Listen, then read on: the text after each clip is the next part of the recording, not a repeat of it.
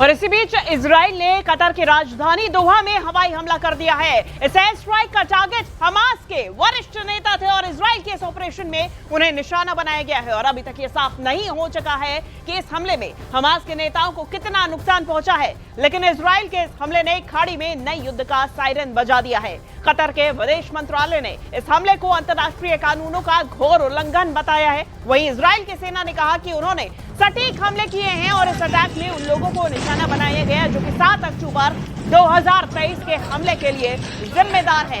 लगातार इजराइल और हमास के बीच में युद्ध जारी है और इस बीच कई ऐसे देश हैं जो कि इसका हिस्सा बन रहे हैं, क्योंकि कतर में कई हेडक्वार्टर्स माने जाते हैं। हमास के कई नेता ऐसे हैं जो कि इस वक्त कतर में मौजूद है। तो ऐसे में कतर में इजराइल का हमला देखा गया। यहाँ पे 15 फाइटर जेट से 10 बम गिराए गए हैं। इजराइल का दावा है कि ये सटीक हमले थे और साथ ही साथ में यहाँ पे लोगों की तरफ से कतर की तरफ से इसे घोर उल्लंघन बताया गया है। इजराइल ने कतर की राजधानी दोहा में यह हवाई हमला किया और इस स्ट्राइक का टारगेट हमास के वरिष्ठ नेता थे।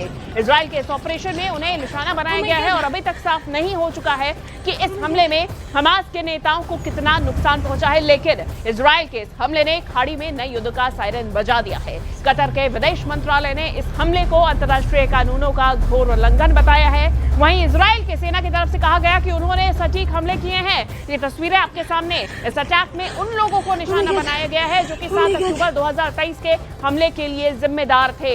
ये दावा किया जा रहा है इजरायली सेना की तरफ से। अच्छा, 7 अक्टूबर 2023 का वो हमला भी आप जान लीजिए। हमास की तरफ से इजराइल पर बड़ा अटैक किया गया था जिसमें कई लोगों की मौत हुई थी।